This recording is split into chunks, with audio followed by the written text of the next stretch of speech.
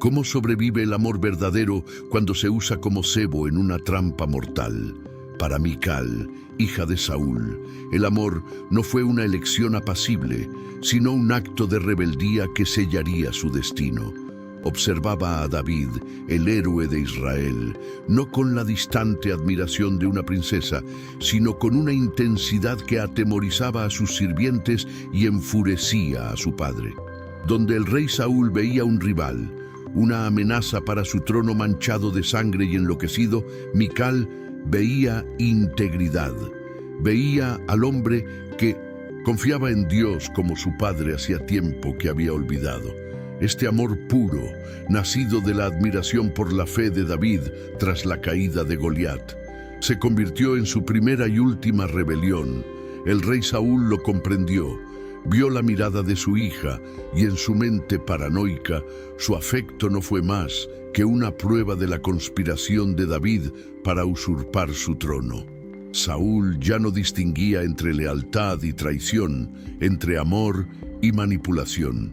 Decidió usar el sentimiento más puro de Mical como su arma más vil. Si David deseaba a la hija del rey, pagaría un precio no destinado a honrar a un guerrero, sino a asegurar su muerte en los campos de los enemigos de Israel. El rey no quería un yerno, quería un cadáver. La exigencia resonó en los fríos salones del palacio, con un tono de falsa magnanimidad por parte de Saúl.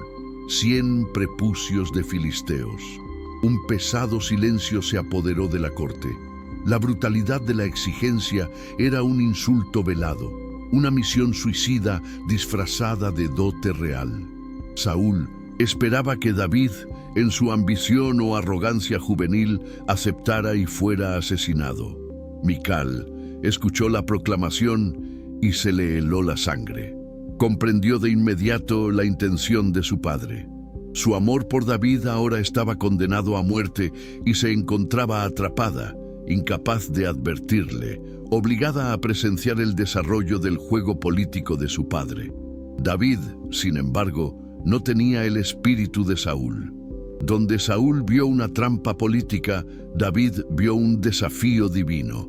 No calculó las probabilidades de sobrevivir. Valoró la oportunidad de servir a su rey y confirmar la bendición de Dios sobre su vida. La grotesca dote no lo intimidó. Para David era solo otro Goliat, una burla que debía ser silenciada por la fe. No luchaba simplemente por la mano de Mical.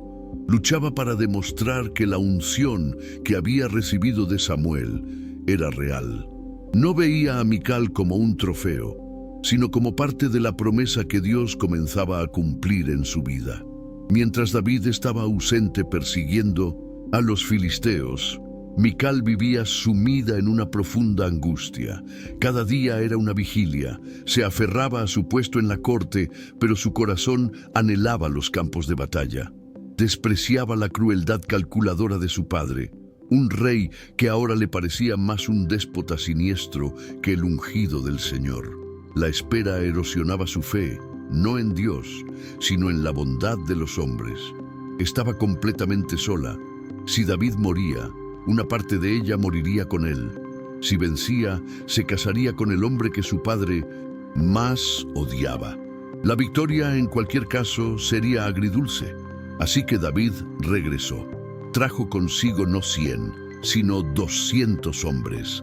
El horror en el rostro de Saúl fue evidente cuando los frutos de la expedición fueron arrojados a sus pies. El plan del rey no solo había fracasado, inadvertidamente había duplicado la gloria de su rival. Saúl se vio obligado a entregar a Mical. El matrimonio se consumó, pero el ambiente estaba cargado de odio y temor. Mical se convirtió en la esposa de David, pero también se convirtió en ese instante en una figura central en el conflicto más peligroso de Israel, la guerra silenciosa entre el rey rechazado y el futuro rey ungido. Había vencido, pero la victoria la colocó directamente en la línea de fuego. La breve paz que Mical conoció en su matrimonio fue una farsa. La corte de Saúl no era un hogar, sino un campo de batalla de voluntades. El rey, visiblemente atormentado por un espíritu maligno, veía la creciente popularidad de David no solo como una amenaza política, sino como un tormento espiritual personal. Cada canción que las mujeres entonaban sobre David y sus miles era un clavo más en el ataúd de la cordura de Saúl. Mical se encontraba en el centro de esta tormenta. Intentó mediar, intentó proteger a su esposo con su presencia, pero el odio de su padre era irracional y absoluto.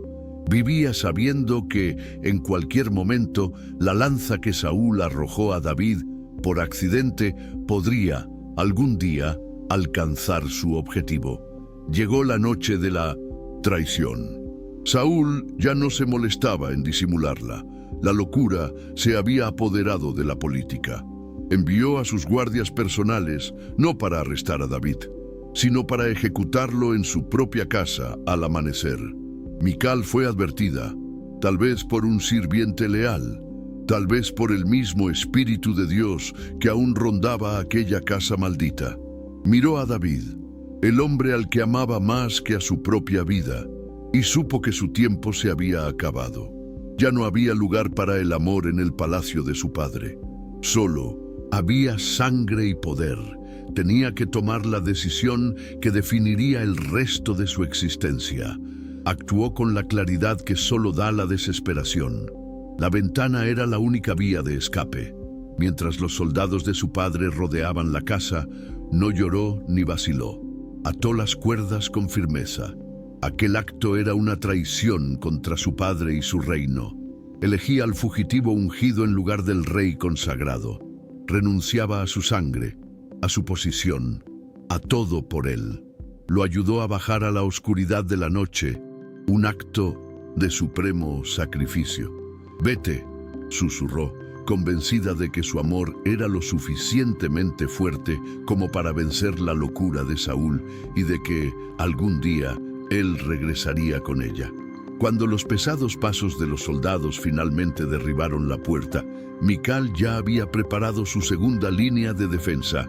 Colocó el ídolo familiar, el terafín, sobre la cama, cubriéndolo con la ropa de David y poniendo una red de pelo de cabra donde iría su cabeza. Se enfrentó a los hombres de Saúl con una calma desafiante, declarando que su esposo estaba enfermo. Era una mentira desesperada, un último acto de protección. Estaba ganando tiempo para que David escapara, arriesgando su propia vida, absorbiendo la ira inminente de su padre para que el ungido de Dios pudiera vivir. El engaño, por supuesto, fue descubierto. La ira de Saúl se abatió sobre ella. «¿Por qué me engañaste y dejaste escapar a mi enemigo?», rugió. La violencia de su furia era aterradora.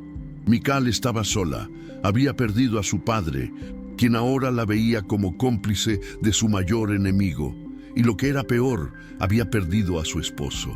Los días se arrastraban. Esperaba un mensaje, un cuervo, un mensajero secreto, cualquier señal de que David estaba a salvo y de que planeaba rescatarla. Era la hija del rey, pero ahora era prisionera en su propio palacio, tachada de traidora. Pero el mensaje nunca llegó. David huía para salvar su vida, y Mical se quedó atrás, una pieza desechada en el juego de su padre. Las noticias que llegaron al palacio fueron de que David reunía seguidores, se escondía en cuevas y se convertía en un líder en el exilio. Finalmente llegó la noticia más dolorosa. David, su esposo, el hombre por quien lo había arriesgado todo, se había casado con otras mujeres. Abigail, Ahinoam. El abandono fue un golpe frío y lento. No solo era una prisionera política de su padre, era una esposa olvidada por él. El amor puro que sentía comenzó a agriarse, dando paso a una semilla de resentimiento. Saúl, en su último desprecio por su hija, decidió romper por completo su vínculo con David. La tomó a ella, la princesa de Israel, ahora una esposa abandonada, y la entregó a otro hombre, Palti, hijo de Laish, de la ciudad de Galim. Mical quedó silenciada. Fue trasladada como un objeto, una propiedad real reubicada. Su matrimonio con David, el acto de rebeldía que le costó todo, fue anulado por decreto real. Se vio obligada a una nueva vida, a un nuevo lecho, cargando con el trauma del abandono y el estigma de la traición. El intenso amor que había sentido por David era ahora un recuerdo maldito, sepultado bajo capas de deber y resignación forzada. Los años con Palti transcurrieron en silencio. La Biblia no recoge sus conversaciones, pero el silencio de la historia habla de una vida doméstica marcada por la sombra de su pasado. Palti, sin embargo, la amaba. No la veía como la hija rebelde de Saúl, ni como la esposa rechazada de David. La veía como Mical. Le ofreció una estabilidad y una devoción que jamás había conocido. Era un amor silencioso, un amor de reparación. Mical, a su vez, aceptó este destino. La herida que le dejó David nunca sanó del todo, pero la bondad de Palti fue un bálsamo. Se adaptó a una existencia donde ya no era una pieza más en un juego de ajedrez, sino simplemente la esposa de un buen hombre. Mientras Mical vivía una vida tranquila en Galim, el mundo fuera de sus muros ardía. La noticia de la muerte de su padre, Saúl, y de su hermano, Jonatán, en Gilboa, llegó como un terremoto, destruyendo los últimos vestigios de su antiguo mundo. Y con la muerte de Saúl llegó el ascenso de David. El pastor exiliado se convirtió en rey, primero en Hebrón, sobre Judá, y luego, inevitablemente, su sombra se extendió por todo Israel. Mical oyó historias del poder de David, de sus victorias militares, de su creciente harén. Ahora era una figura distante y poderosa, el rey al que había salvado, pero que nunca había regresado a reclamarla. Entonces el pasado la alcanzó. David, consolidando su poder y negociando con Abner, el comandante del ejército de Saúl, hizo una exigencia que no tenía que ver con el amor, sino con el linaje y la legitimidad. Quería recuperar a Mical, no la pidió, la exigió como condición para la paz.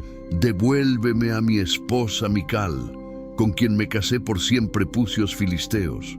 La mención de la dote no era un recordatorio de su romance, sino un argumento legal. Reclamaba su propiedad, la hija de Saúl, para afianzar su derecho al trono de todo Israel. Ella era, una vez más, una pieza clave en la política. La escena de su partida fue de una devastadora tragedia. Los soldados de David llegaron a Galim no con una invitación, sino con una orden real. Palti, su esposo, el hombre que la había amado en su dolor, se vio obligado a entregarla. No protestó con espadas, pues sabía que era inútil luchar contra el rey ungido. En cambio, la siguió, caminando tras ella, llorando abiertamente. Cada paso que daba era un testimonio del amor sacrificado en el altar de la ambición política de David. La siguió hasta Bahurim, donde el mismo Abner, impaciente, le ordenó regresar a casa. Mical fue llevada a la corte de David. El reencuentro no fue el de dos amantes separados, sino la llegada de una reina disminuida.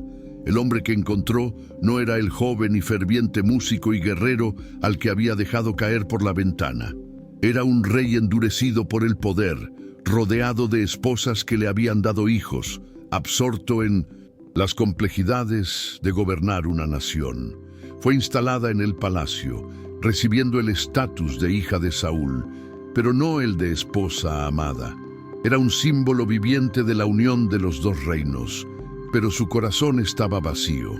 El abandono de años pasados se consumó ahora con una presencia fría y política.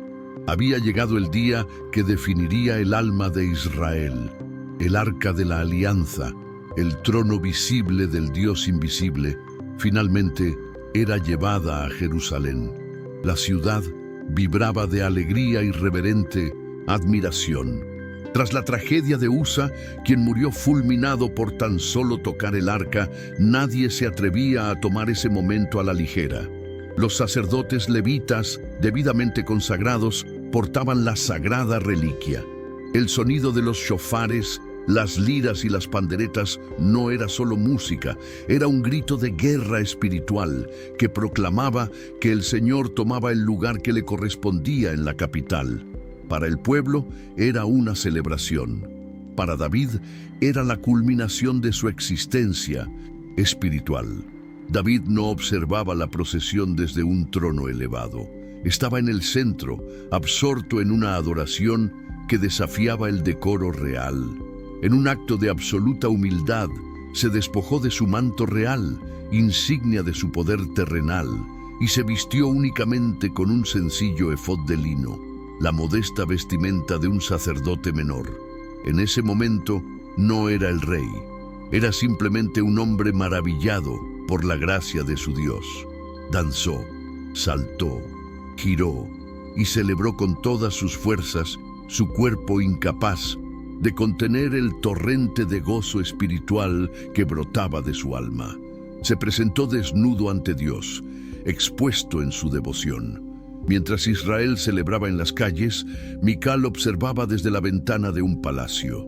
Su posición no era meramente física, sino simbólica. Se encontraba por encima del pueblo, aislada por su propia amargura, contemplando la escena desde arriba. La ventana era un portal, pero también una barrera que la separaba de la alegría colectiva. No oía la música de la alabanza, oía el eco de sus propias pérdidas. Era una reina en el palacio al que había sido devuelta como trofeo político, pero su corazón era una fortaleza fría, asediada por años de abandono y resentimiento. Era una espectadora, no una participante, en la presencia de Dios. Sus ojos se clavaron en David. No había visto al hombre que Samuel había ungido. No había visto al humilde siervo ante el Creador. Había visto al hombre que la había cambiado por otras esposas en el exilio. Había visto al político, calculador que la había arrancado de Palti, el único hombre que le había ofrecido la paz. Había visto al rey que la había retenido en Jerusalén como símbolo de su conquista sobre la casa de Saúl. Y ahora lo veía casi nuevo, comportándose a sus ojos como un hombre vulgar, un exhibicionista, perdiendo su dignidad real ante sus propios siervos. Su devoción le parecía una grotesca representación. La Biblia registra el momento con cruda claridad. Lo despreció en su corazón. El desprecio es un veneno más frío que la ira. Es la conclusión definitiva de que algo o alguien carece de valor. En el momento de mayor pureza de adoración de David, Mical lo miró y sintió repulsión. La herida del abandono personal la cegó por completo ante la realidad espiritual de lo que sucedía. Ya no podía discernir lo sagrado. Interpretó el acto más profundo de humildad de David como su acto más vergonzoso, pues su corazón ya había juzgado y condenado al hombre detrás del rey. La procesión continuó. El arca fue colocada en la tienda, se ofrecieron los sacrificios y David bendijo al pueblo, distribuyendo alimento a toda la multitud. La nación se unió en la alegría. David, exhausto pero espiritualmente pleno, finalmente se dispuso a regresar a casa para bendecir a su familia. Pero Mical no bajó a su encuentro. Esperó, inmóvil, sumida en su desdén. La alegría del rey estaba a punto de chocar con los años de amargura de la reina. La celebración espiritual había terminado. El juicio humano estaba en punto de comenzar. David entró en los patios de su palacio, con el sudor de su adoración aún brillando en su frente, el corazón lleno de la paz de tener al Señor morando en su ciudad. Buscaba bendecir su casa, traer esa presencia dentro de sus muros. Pero Mical lo interceptó. No lo encontró con una palangana para lavarse los pies ni con una copa de vino. Lo encontró con el rostro impasible, los ojos fríos como el acero. El calor de la presencia divina chocó de inmediato con el aire gélido de su desprecio. El contraste entre el espíritu del rey y el de la reina era palpable. Él era un hombre que acababa de tocar el cielo. Ella era una mujer firmemente arraigada en su propio infierno. Antes de que David pudiera pronunciar la bendición, su voz resonó en el aire, cargada de un sarcasmo mordaz, fruto de años de resentimiento. «¡Qué glorioso se ha visto hoy el rey de Israel!», espetó con desdén. Su acusación no se refería a la danza en sí, sino a su supuesta dignidad, desnudándose hoy ante las siervas de sus siervos, con la misma desfachatez que cualquier otro. La elección de sus palabras fue deliberada. Lo acusó de vulgaridad, de degradarse, de comportarse como un hombre común y lascivo, exhibiéndose ante mujeres de menor estatus. Utilizó lo único que le quedaba, su posición real, como arma contra su devoción. Sin embargo, el narrador omnisciente vio más allá de las palabras. Mical no defendía el honor del trono, atacaba la fuente de la alegría de David. En su mente, distorsionada por el dolor, su alegría desenfrenada era la prueba definitiva de que no le importaba lo que ella había sufrido. ¿Cómo podía bailar con tal desenfreno ante Dios cuando la había abandonado durante años? ¿Cómo podía humillarse públicamente ante ese Dios cuando fue el poder político, supuestamente otorgado por ese Dios, lo que la había arrebatado de Palti? Ella no veía adoración, veía una celebración egoísta de un hombre que había destruido su vida y que ahora fingía piedad. La alegría de David se desvaneció. La adoradora cedió el paso al rey y el rey a la profetisa ungida. La miró, no como a la joven a la que había amado, sino como a la hija de Saúl, y por primera vez vio en ella el espíritu de su padre. Percibió la misma incapacidad para comprender la verdadera sumisión a Dios. El silencio que siguió a su insulto fue denso. La reprensión de David, cuando llegó, no fue una defensa de sus acciones, sino un juicio sobre su estado espiritual. No tenía por qué disculparse por su adoración, pues ella no lo criticaba a él, sino al Dios al que adoraba. «Dale ante el Señor», declaró con voz firme, ya no en celebración, sino en reprensión divina. Su respuesta fue una puñalada espiritual que penetró la raíz de su identidad. «El Señor me eligió a mí en lugar de tu padre y toda su casa, y me nombró gobernante sobre el pueblo del Señor, sobre Israel». No se jactaba, enunciaba una verdad teológica. Le recordaba que el Dios al que despreciaba era el mismo Dios que había rechazado su linaje, el mismo del que se enorgullecía a causa de la rebelión de Saúl. Con cada palabra, David desmantelaba su posición, lo acusaba de degradarse. Él aceptaría esa humillación. «Y me haré aún más vil que esto», juró, «y me humillaré ante mis propios ojos». Luego tomó el arma que ella había usado, las criadas, y la volvió contra ella. «Y de las criadas de las que hablaste, por ellas seré glorificado». David declaraba que prefería ser glorificado por el pueblo humilde, que comprendía la adoración, en lugar de por la amargada realeza que la había olvidado. La dejó sola en su pedestal de desprecio, confirmando que su vínculo con la casa de Saúl era, de hecho, su ruina espiritual.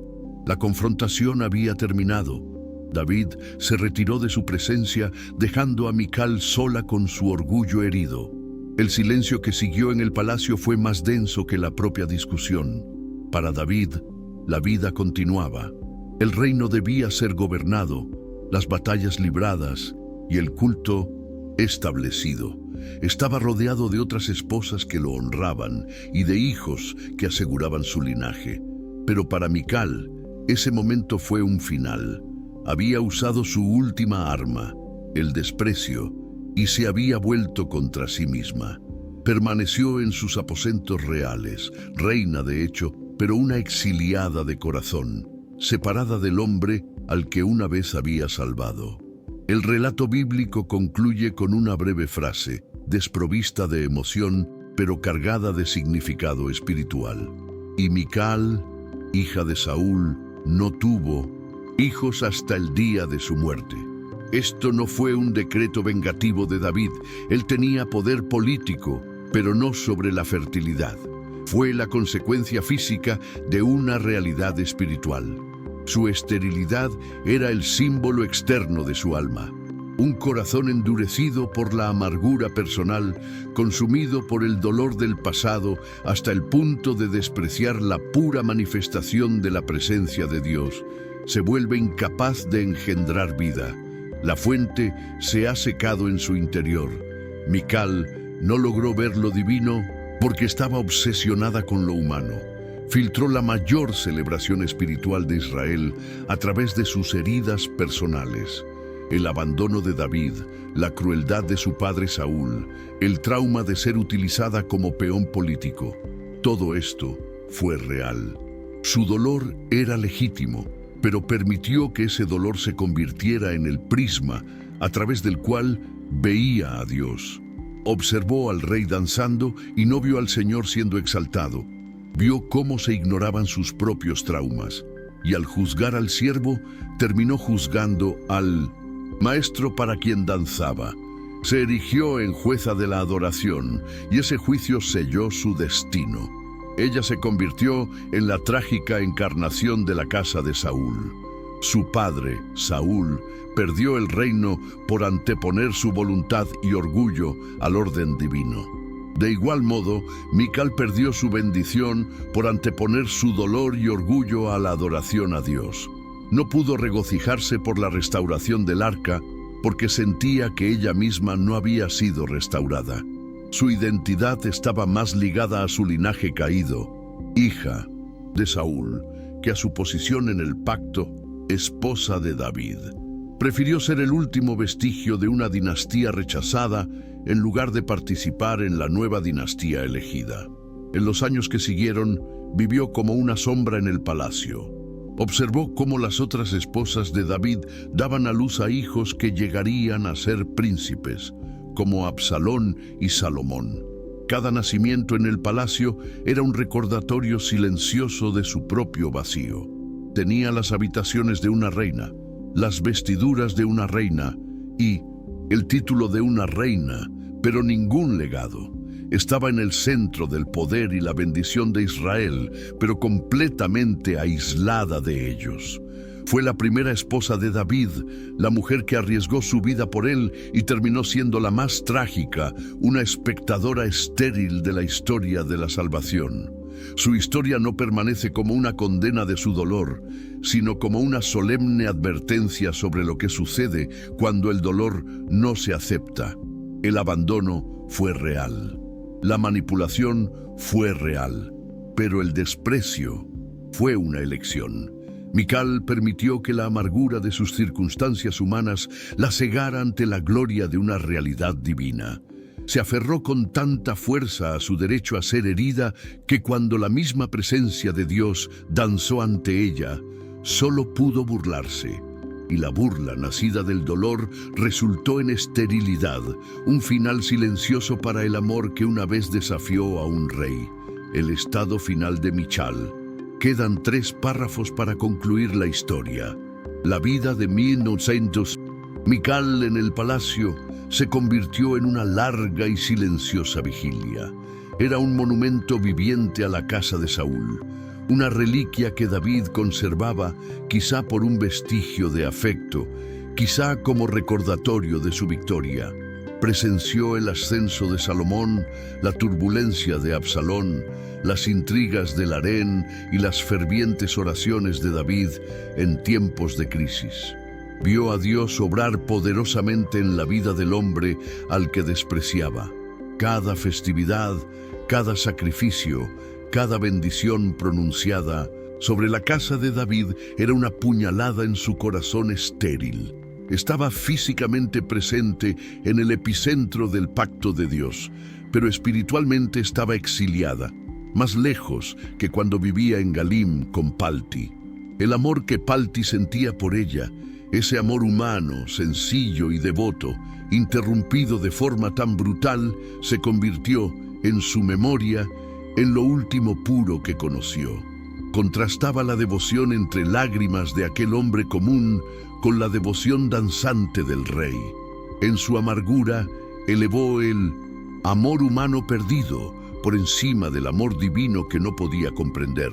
Prefería la comodidad de un esposo que la idolatraba a la perturbación de un Dios que exigía adoración absoluta, incluso de un rey. Se aferró a su resentimiento contra David como su única identidad, y éste la consumió. La tragedia de Mical no fue el abandono, sino su incapacidad para ver más allá de sí misma. David también tenía defectos. Era adúltero, asesino y a menudo un padre negligente. Sin embargo, la diferencia fundamental entre ellos radicaba en su respuesta al pecado y al dolor. David, al enfrentarse a la adversidad, se derrumbó, se arrepintió y buscó a Dios con un corazón contrito. Mical, al enfrentarse a su propio dolor, se endureció, juzgó y se apartó de Dios, usando su sufrimiento como escudo. Protegió su herida con tanto esmero que nada, ni siquiera la presencia del arca, pudo tocarla. El efod de lino que David vestía, símbolo de su humillación que tanto la ofendía, se convirtió en la línea divisoria de su destino. Para David fue un acto de despojarse de su orgullo real para revestirse ante Dios. Para Mical fue la prueba definitiva de su indignidad. Ella, que una vez había sido lo suficientemente valiente como para desafiar a un rey enloquecido de amor, ahora era demasiado cobarde para rebajar su orgullo y perdonar. El amor que la llevó a arriesgar su vida para salvar a David fue el mismo amor que, una vez traicionado, se transformó en el odio que la llevó a despreciarlo. Su esterilidad fue un juicio certero. No podía concebir porque se había convertido en la antítesis de la vida. La vida, en el pacto, brota de la sumisión y la adoración a Dios. Su desprecio por la adoración fue un acto de rebelión espiritual, un eco de la desobediencia de su padre Saúl en Gilgal. Cerró su vientre al futuro de Israel, porque había cerrado su corazón al Dios de Israel. Se convirtió en una rama seca en la vid floreciente de la casa de David, un recordatorio perpetuo de que el linaje, real por sí solo, no garantiza la bendición divina. Así, Mical, hija de Saúl, observó desde su ventana cómo se escribía la historia. Vio al hombre que amaba convertirse en la mayor leyenda de Israel, el hombre conforme al corazón de Dios. Y ella, la primera en amarlo, la primera en salvarlo, terminó sin nada. Su amor genuino, mancillado por la manipulación política, el abandono y la negativa a perdonar, se convirtió en la prisión misma en la que vivió y murió. Siguió siendo una figura de la realeza, pero aislada de la gracia, una reina cuyo único legado fue el silencio. La historia de Mical no trata solo de un amor perdido, trata de un alma perdida. Es la anatomía de cómo la amargura personal puede convertirse en una barrera teológica. Su dolor, por justificado que fuera, se convirtió en su ídolo. Adoró su propia herida más que al Dios que permite el dolor y ofrece restauración. Observó la danza de David y en lugar de ver a un rey quebrantado humillándose ante un Dios santo, vio al hombre que la había defraudado. Midió lo infinito con lo finito, juzgó la eternidad basándose en su experiencia temporal, y ese fue su error fatal. El abandono de David fue una herida, pero su desdén por la adoración fue un pecado. Su muerte, registrada sin ceremonia alguna, marcó el fin de un linaje, pero, aún más trágicamente, significó el fin de una oportunidad. Presenció de primera mano el mayor avivamiento en la historia de Israel. Estaba casada con el autor de los Salmos. Vivía en la ciudad donde moraba el Arca de Dios. Tenía pleno acceso a la presencia divina, pero era incapaz de recibirla. Su corazón, endurecido como el del faraón por el orgullo y como el de Saúl por la rebeldía, simplemente ya no podía percibir lo sagrado. Se convirtió en la prueba viviente de que se puede estar en el palacio del rey y aún así vivir en el exilio espiritual. Lo que comenzó como un amor puro y desafiante por un héroe de la fe, terminó en un frío desprecio hacia ese mismo héroe, mientras adoraba a Dios. La lección de Mical, hija de Saúl, resuena a través de los siglos como una solemne advertencia. Ninguna herida humana, por profunda o justificada que sea, debe endurecer un corazón hasta el punto de burlarse de la verdadera adoración. Permitir que el resentimiento personal juzgue la manifestación de Dios es el camino a la esterilidad espiritual, un lugar donde se puede ver la bendición, pero jamás generar vida a partir de ella.